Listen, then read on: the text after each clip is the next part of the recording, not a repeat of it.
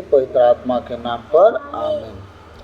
सर्वशक्तिमान महान परमेश्वर पिता, हम आपको धन्यवाद देते हैं, राजाओं के राजा प्रभुओं के प्रभु यीशु मसीह, इस रात के लिए, आज के दिन के लिए, शाम रात के लिए पिता हम धन्यवाद देते हैं कि आपने हमें अब तक जीवित, सुरक्षित और अचानक मरण से बचाया। हर प्रिय घटना से, हर दुर्घटना से, हर एक्सीडेंट, महामारी से बचाया, उसके लिए धन्यवाद पिता। आज तक जो भी हमसे मन वचन कर्म से अपना कर्तव्य पूरा ना करने से हमसे पाप गुनाह हुआ हो, इसके लिए मैं क्षमा कीजिए, दया कीजिए, कृपा कीजिए, हमें दंड ना दीजिए, हमारे कर्ज गुनाह अपराध क्षमा कीजिए, ताकि हम आपके कहने अनुसार जीवन जिए, पाप गुनाह से दूर रहें, पवित्रताई और खराई में चल सके योग बनाइए।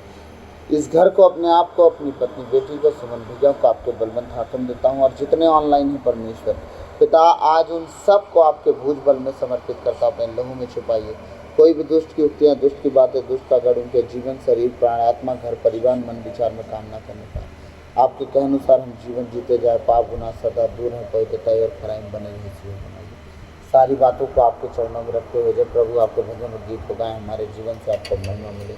यह प्रार्थना यीशु मसीह के नाम से भक्त आपसे मांगते हैं, सुनिए और दया से ग्रहण कीजिए, आमीन। ना त्यागेगा ना मुझे छोड़ेगा, खुदावन खुदा मेरे साथ रहेगा। ना त्यागेगा ना तुझे छोड़ेगा, खुदावन खुदा मेरे साथ रहेगा।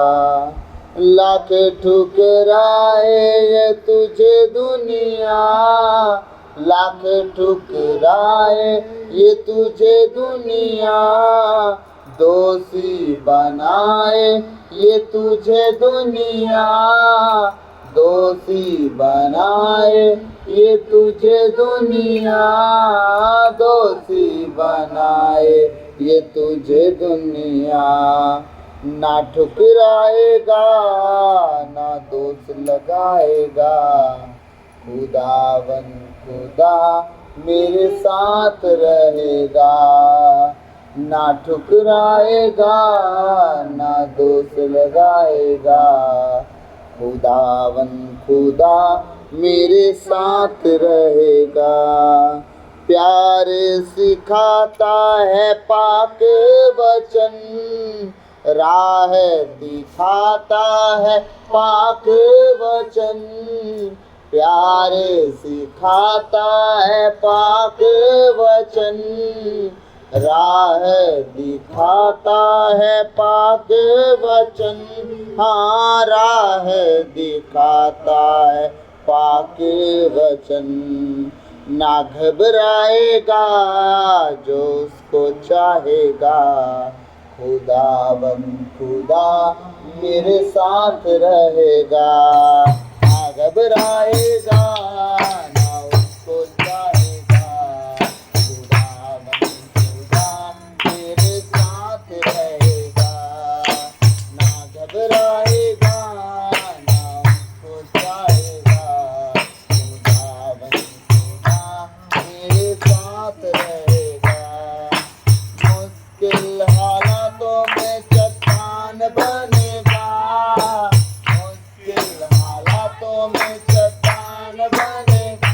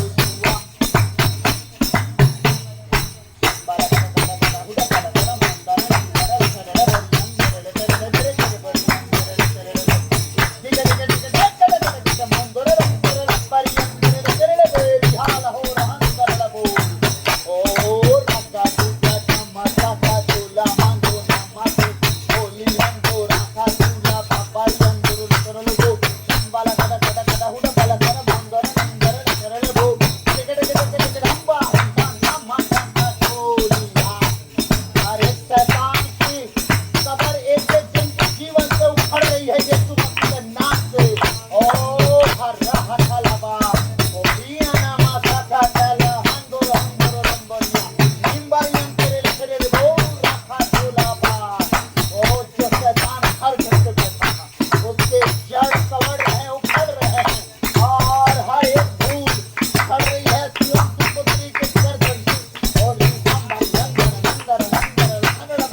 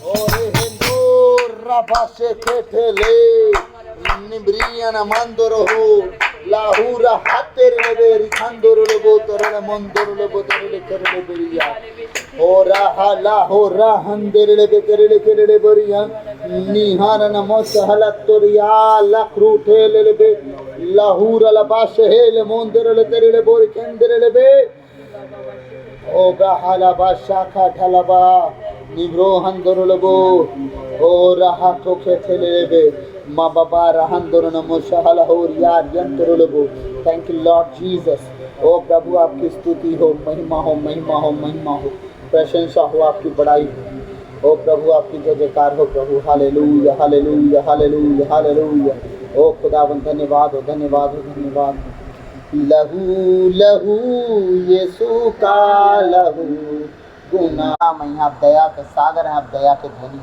हे जीवित उपस्थित परमेश्वर, हम आपसे मांगते हैं हमें ज्ञान बुद्धि विवेक की आत्मा दीजिए ताकि उस ये आत्मा के अनुसार हम जीवन जी सकें, पाप गुनाह से दूर रह सके और पवित्रताई और खराई में चल सके इस जीवन में। सारी की सारी आदर आपको देते हुए प्रार्थना विनती यीशु के नाम पे अब्बा पिता आपसे हम मांगते हैं, सुनिए और दया से काम कीजिए। आमीन आमीन आमीन। सर्वशक्तिमान महान परमेश्वर पिता, मेरे मुख पर पहरा बिठाइए, मेरे होठों के द्वार पर रखवाली कीजिए। आज बोलने वाला मैं नहीं वरन आप स्वयं मुझमें होकर अपने वचनों के द्वारा बातचीत करें। आज का हर एक वचन प्रभु दोधारी तलवार की तरह हमारे जीवन में प्रभु एक अच्छी बात लेके आए, हमें जीना सिखाए, चलना सिखाए, उठना बैठना सिखाए। हमारे जीवन की सारी कमी घटी को काट छाट के रख करें, हमें पवित्र खरा जीवन जीना सिखाए प्रभु, ताकि हम आपके कहने अनुसार जीवन जिए, पाप गुनाह सदा दूर रहें, पवित्रता और खराई में चल सके प्रभु। बोलने के लिए मुझे सब दीजिए। आज क्या बोलना है, कहाँ से बोलना है, क्या कैसे करना है खुदा वो मुझे बताइए, ताकि मैं आपके वचनों लूँ और परमेश्वर आपकी आत्मा के द्वारा अपने आप में और आपके बच्चों में प्रभु से बांट सकूँ, ताकि वो 100 गुना फतेह हो। सारी आदर आपको देते हुए प्रार्थना मंत्री यीशु को मांगते हैं, इसी के नाम से सुनिए और दया से करें। स्तोत्र ग्रंथ अध्याय 40 पद संख्या 1 और स्तोत्र ग्रंथ अध्याय 66 पद संख्या 18, स्तोत्र ग्रंथ अध्याय 36 पद संख्या 5 और 6 आज हम देखेंगे। 40 के 1 में वचन कहता है, मैं प्रभु की प्रतीक्षा करता रहा, उसने झुक कर मेरी पुकार सुनी। हालेलुया। कितने हैं जो प्रभु की प्रतीक्षा करते हैं? और याद रखिएगा, दाऊद यहाँ दावा तक कर रहा है कि मैंने प्रभु की प्रतीक्षा की और प्रभु ने झुक कर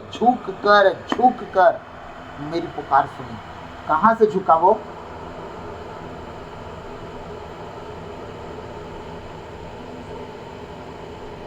कहाँ बैठता है? स्वर्ग में विराजमान परमेश्वर एक पूरे ब्रह्मांड में इतना बड़ा मिल्की वे गैलेक्सी दुनियादारी है, ठीक है, उसमें छोटी सी पृथ्वी है, उस पृथ्वी में छोटा सा व्यक्ति है, तुच्छ सा, लेकिन खुदा सब को छोड़ के उस व्यक्ति को सुनने आता है जो उसकी बात जो उसका इंतजार करता है, जो उसकी दुहाई देता है।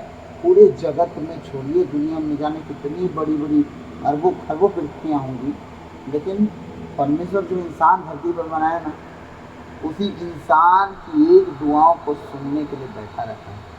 वही तो मुझसे कुछ कहो। लेकिन आज ये वचन 90% ईसाइयों पे लग ही नहीं रहे। कौन से वचन? 40 अध्याय का पहला वचन, मैं प्रभु की प्रतीक्षा करता रहा। प्रतीक्षा करते हैं लोग आज प्रभु की। राशन लिस्ट लेके जाते हैं, प्रभु के मुंह पे फेंक के मारते हैं। राशन लिस्ट को प्रभु के मुंह पे फेंक के मारते हैं। यीशु गाड़ी दे, घोड़ा दे, बंगला दे, गधा दे, सब दे, देवे ना तो जावे कहाँ के। मुके की चाही मनी जान, रो के लहूं, गा के लहूं, मुके चाही चाही। प्रतीक्षा नहीं करेंगे, दुआओं के बाद खुदा के सामने बैठेंगे नहीं कि खुदा मेरा हो गया, तू बता, तू क्या चाहता है कि मैं करूँ? तू क्या चाहता है तेरे लोगों के लिए मैं करूँ? तू क्या चाहता है कि मैं वो करूँ जो तू चाहता है, ताकि मैं जब करूँ मेरा करना तुझे भाए और जगत में वो दिखे। जब लोग उसे देखें तो समझे कि मैं नहीं, मुझ में होकर तूने काम कर रहा है। लेकिन आज कोई बात जो है दुआ करने के बाद, एक सीक्रेट बात बताऊं, मैं अपनी बात बता रहा हूँ भाई, सबके साथ होगा नहीं होगा नहीं पता, लेकिन जब आप दुआ करके, करेक्ट दुआ करके, जब घंटों आपने दुआ किया, अनोखी भाषा में प्रार्थना किया, बहुत प्रार्थनाएं की आपने, जब आपका घंटों बीत गया, आप क्या करो पता है? कुछ देर बैठो और नहीं बैठ पा रहे हो तो आंख बंद करो और लेट जाओ। आपको खुदा विजन देगा, सपनों में, दर्शनों में, अगुओं के द्वारा, प्रचारकों के द्वारा, प्रार्थनाओं में आएगा, वो आपके सपनों में आएगा और आपको ब्लेस करेगा, आशीष देगा। जिस लायक आप होंगे उस लायक को ब्लेसिंग देगा। आमीन।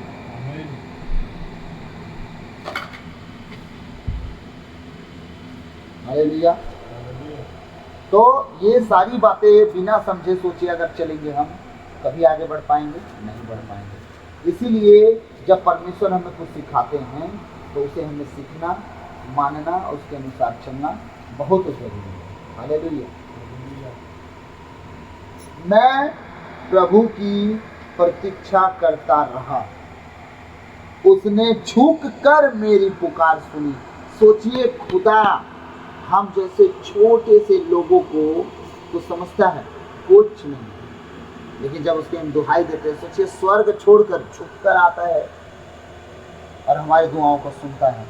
जब हमारी दुआओं को सुनता है, वो दुआएं सुनने के बाद चुप नहीं रहता, हमें ब्लेस करता है, आशीष देता है, अभिषेक देता है, लेकिन हमें सेम टू सेम नहीं छोड़ता। सही है? और वो ब्लेसिंग छोटी मोटी नहीं होती, बड़ी होती, क्योंकि परमेश्वर छोटी चीज़ें देगा। परमेश्वर जब देता हो बड़ी चीज़ें देता है, सामर्थ्य चीज़ें देता है, महान चीज़ें देता है। लेकिन जब हम संसार में आशा करते हैं वो कुछ बचा कुचा देता है, लेकिन खुदा जब देता है सामर्थ्य काम करता है। आमीन। 66 का 18 निकालेंगे हम जल्दी से।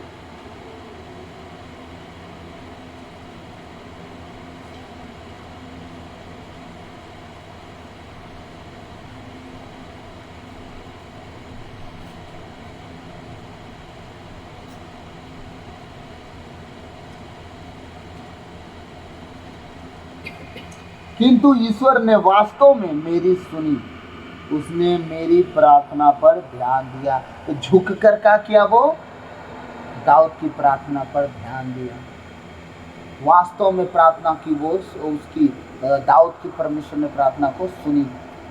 और वास्तव में वो कहता है किंतु ईश्वर ने वास्तव में मेरी सुनी, उसने मेरी प्रार्थना पर ध्यान दिया। अगर दाऊद की प्रार्थना पर परमेश्वर ध्यान ना देता, 66 लड़ाई दाऊद लड़ के जीत पाता और इकोनॉमी ना गिरे? ऐसा हो सकता है? आप फौजी हैं, आप बताइए मुझे, जब दो देश आपस में लड़ते हैं तो नुकसान होता है दोनों देश का कि नहीं होता है? कि एक ही देश का नुकसान होता है? कि एक ही तरफ का गोलीबारी चलती है? गोली में पैसे खर्च नहीं होते हैं। सेना में भारत में सबसे ज़्यादा खर्च किस पर होता है? गोली बारूद पे, है ना, टेस्टिंग पे। होता है कि नहीं होता है? एक एक ठो मिसाइल न जाने कितने लाख की पड़ती है।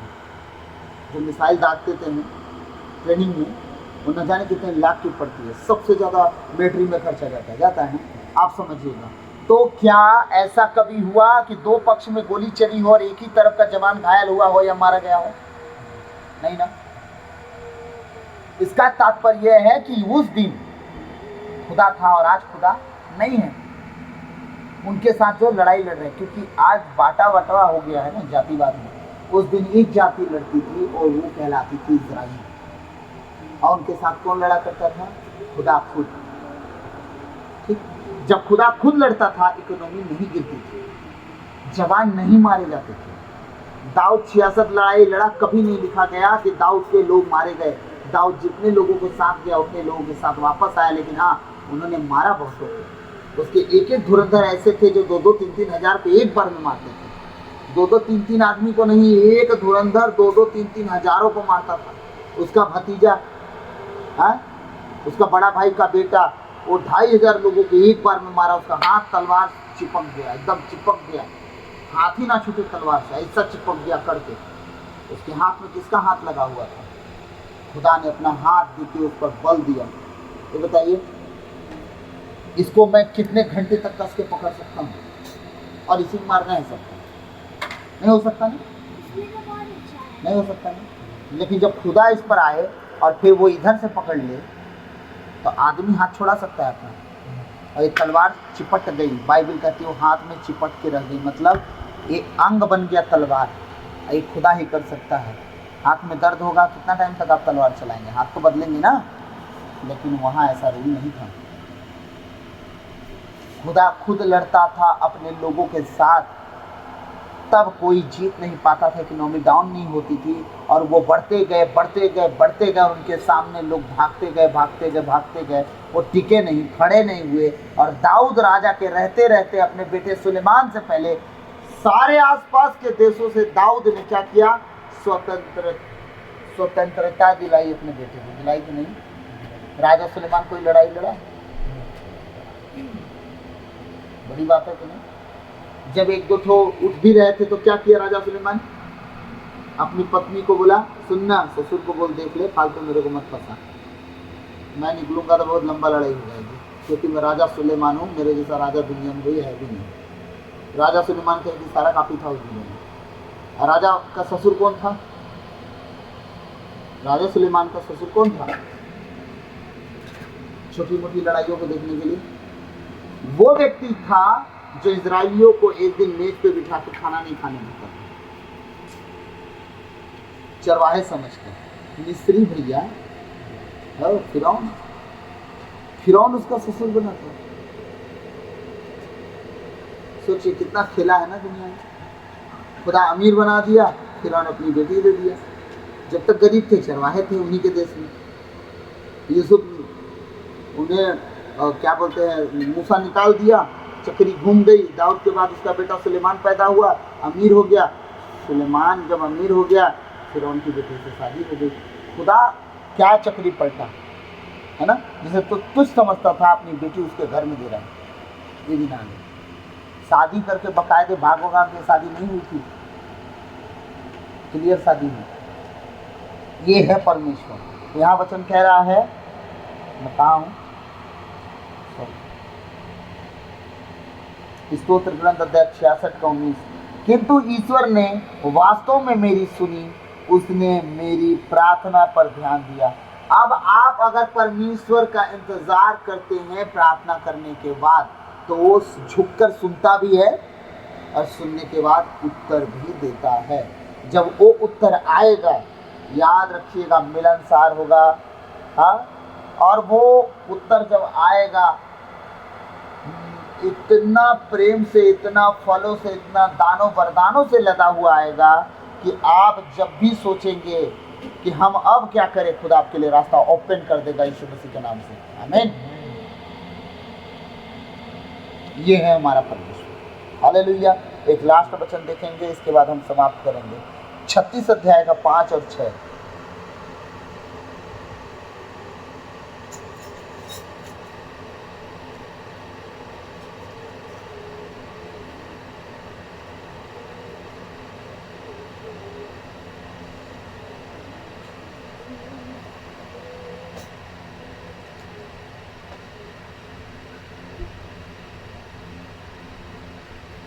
छः और 7 पढ़ेंगे इसका। 36 अध्याय स्तोत्रगण का 6 और 7, भजन संहिता का 5 और 6। एक वचन आगे पीछे रहता है दोनों बाइबल में, लाल बाइबल और रोमन बाइबल में, दोनों में फर्क है थोड़ा सा वचन का। प्रभु तेरा प्रेम स्वर्ग तक फैला हुआ है, आकाश की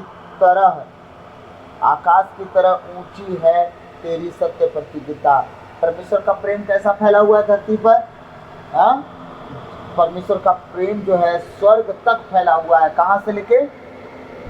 धरती से लेके स्वर्ग तक। सोचिए उसका प्रेम कितना महान और कितना बड़ा, कितना सामर्थी होगा, जो धरती से स्वर्ग तक फैला हुआ है। वो हर एक व्यक्ति को प्रेम करता है। अगर हर जगह पे गुस्सा करता ना, कोई ना टिकता। हर रोज व्यक्ति गुनाह करते हैं, बचते वो नहीं बचते, हर रोज गुनाह करते हैं। हालेलुया। प्रभु तेरा प्रेम स्वर्ग तक फैला हुआ है, आकाश की तरह ऊंची है तेरी सत्य प्रतिज्ञा। परमेश्वर की सत्य प्रतिज्ञा कैसी है? आकाश की तरह ऊंची। परमेश्वर न झूठा है, न झूठ का गढ़ने वाला है, न झूठ बोलता है, न झूठ सुनता है। आमीन। ऊंचे पर्वतों के सदृश है तेरा न्याय। उसका न्याय कैसा है? हिमालय जैसा, ऊंचे ऊंचे पर्वतों के जैसा उसका न्याय है। वो एक बार अगर कह दिया तो कह दिया, वो टल नहीं सकता। हिमालय को कोई हिला सकता है? नहीं हिला सकता। ठीक है, उसी तरह परमेश्वर का वचन कह रहा है, ऊंचे पर्वतों के सदृश है तेरा न्याय, अथाह समुद्र के सदृश तेरे निर्णय। परमेश्वर का क्या निर्णय है? समुद्र का आज तक कोई थार लगा पाया? नहीं लगा पाया। यह वचन कह रहा था समुद्र की तरह उसके निर्णय है। उसका निर्णय भी कोई बदल नहीं सकता, ना उसका ओर छोर पता कर सकता है। वो कब निर्णय लेगा, कब निर्णय बदलेगा। आमीन। अथाह समुद्र के सदृश से तेरे निर्णय। प्रभु तू मनुष्यों और पशुओं की रक्षा करता है। करता है कि नहीं करता है? अगर नहीं करता तो क्या हम सही सलामत रहते? अगर हमारा परमेश्वर हमारी सुधि नहीं लेता, हमारी रक्षा नहीं करता, हमारा जान नहीं बचाता, हमारा मन हृदय को ना जांचता, हमें सही रीति पर चलने के लिए ना सिखाता, हाँ, तो क्या हम बचते? नहीं बचते। वो मनुष्यों की भी और पशुओं की भी सुधि लेता है। याद रखिएगा, आज ही हम गीत गा रहे थे, हाँ, और दुनिया के सारे जीव जंतुओं को भोजन वस्तु देता है, तो हमें क्यों न देगा? हाँ, क्या हम बहुतायत गौरैयों से कम है क्या? नहीं ना। क्या उन शोषण के पेड़ों से कम है क्या? नहीं। क्या चिड़ियों से हम कम है, पक्षियों से कम है? नहीं। उसने हमें हाथों से बनाया है, वो कभी हमें कम नहीं आका, वो हमें अपने जैसा आका। वो जब कहता है कि तुम मेरे हाथों की रचना हो, तो अगर हम उसके हाथ की रचना हैं, तो अगर हम किसी और की बुराई करेंगे तो परमेश्वर को अच्छा लगेगा? नहीं ना। तो याद रखिएगा, हमारा परमेश्वर कभी नहीं चाहता कि हम वो करें जो परमेश्वर कभी नहीं किया। तो अगर आप चाहते हैं कि परमेश्वर के कहे अनुसार आप चलें, तो आप यीशु मसीह के जीवनचर्या को बखूबी जानने की कोशिश करें और पहचाने कि चारों सुसमाचार में क्या लिखा गया उसके विषय में। वो ना बुराई किया, ना झगड़ा किया, ना चुगली किया, ना निंदा किया, ना ईर्ष्या किया, ना जलन किया, ना क्रोध किया, ना लड़ा, ना मारपीट किया। उसका स्वभाव यही था। न व्यभिचार में गिरा, ना नशा में गिरा, ना बुराई में गिरा, ना चुगली निंदा में गिरा। उसके स्वभाव यही थे, और वो चाहता है कि यही स्वभाव तुम लेके चलो। जब तुम्हारा ये स्वभाव आ जाएगा, ऑलरेडी तुम अपने आप को बदल ले जाओगे और खुदा तुम्हारी बातों को सुनेगा हर पल, हर घड़ी, हर समय। तुम्हें रोना पीटना चीखना चिल्लाना नहीं पड़ेगा, हर पल तुम्हारी दुआओं को सुनेगा और तुम्हें उत्तर भी देता रहेगा। आमीन। तो प्रभु इन वचनों के द्वारा हम सबको बहुतायत से आशीष दे। आमीन। सबको चाहिए।